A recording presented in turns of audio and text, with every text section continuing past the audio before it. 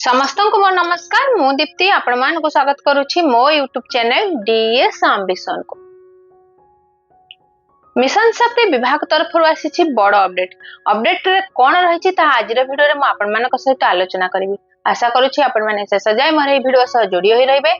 आपण मानकर सुचित मतामत कमेंट बॉक्स रे जणाइबे।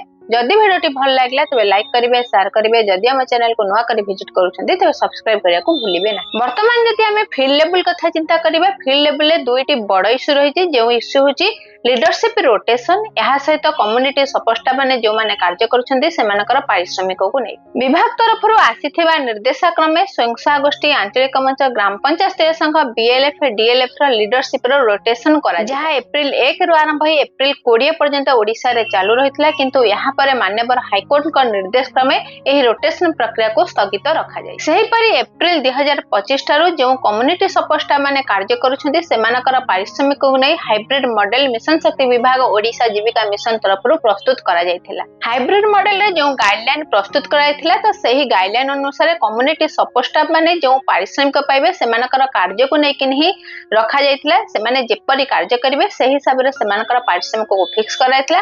या सहित सेमान जदि एक्स्ट्रा कोनोसी कार्य करूछन्ती सेही कार्य को नै माने परफॉर्मेंस इंसेंटिव रहिथिला। मार्च 2025 पर्यंत ग्राम पंचायत स्तरीय संघ रे जो कम्युनिटी सपोस्टा माने कार्य करूथिले सेमानकर एक फिक्स्ड रेम्युनरेशन थिला किंतु एप्रिल 2025 ठारू समस्तंकर कार्यभार को नै कि स्वयंसहा गोष्ठी नै आंचलिक मंच को नै ग्राम पंचायत स्तरीय संघ को नै निश्चित भाबे पारिश्रमिक डिफरेंस आसीबो। केहि भी केबे हेले सबु मासरे फिक्स सैलरी पाई परिबे ना। यहाँ को आधार करी ग्राम पंचायत स्तरीय संघ रे वर्तमान जो कम्युनिटी सपोस्टा माने कार्य करूछन्ती तो एप्रिल 2025 ठारू प्रायतः केही पारिश्रमिक नैनाती जहा फील्ड रे वर्तमान बड़ इश्यू होई रही। जेहेतु एप्रिल 2025 ठारू सेमानकर पारिश्रमिक पाइनाती तो विभिन्न समय विभिन्न दाबी बीएमएम ठारू आरंभ करे कलेक्टर लेवल पर्यंत डीएमएम एसएमएम रे सेमाने उपस्थापना करिसन्ती। तो यहाँ को आधार करी मिशन शक्ति विभाग तरफ जारी करा जायछि गोटे निर्देशनामा जो निर्देशनामा रे माननीय उपमुख्यमंत्री श्रीमती प्रभाती परिडा भिसी रे जॉइन हेबे शनिवार दिन 12टा सेप्टेम्बर 6 2025 रे एही भिसी रो आयोजन करा जायछि। तो जो भिसी रे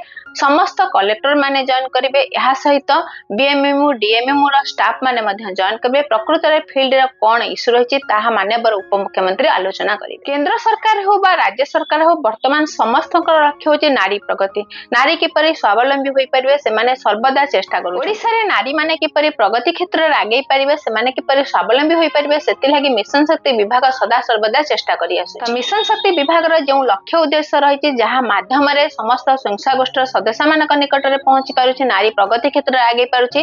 तो सही कम्युनिटी सपोस्टा हुंतु बा इसी माने होते सेमानकर प्रकृत रे इश्यू कोन ताहा को जानिबा पई एही भिसी रो आयोजन करा जाय। एक्चुअली कम्युनिटी सपोस्टा मानक हुंतु बा इश्यू होतु सेमानकर प्रॉब्लम कोन एही प्रॉब्लम रो सॉर्ट आउट किपर होई परिबो सेति लागि माननीय उपमुख्यमंत्री निजे ही एही भिसी रो आयोजन करिसंती। जे भिसी माध्यम रे फील्ड लेवल रे प्रकृत रे कोन प्रॉब्लम रहिछि ताहा को जानि ताहा किपरि समाधान होई परिबो सेति लागि आयोजन करा जाय। तो सेप्टेम्बर 6 2025 शनिवार दिन भिसी रे कोन आलोचना हेबो एथिरे कोन डिसिजन आसीबो जदि हा पर कोनोसी अपडेट आसे निश्चित भाबे हम वीडियो माध्यम रे आपण माने समस्त जानि परिबे। तो निश्चित भाबे हम चैनल डीएस एम्बिशन से आपण माने समस्त कनेक्ट होई रहंतु। समस्त को मो तरफ हम चैनल तरफ बहुत बहुत धन्यवाद।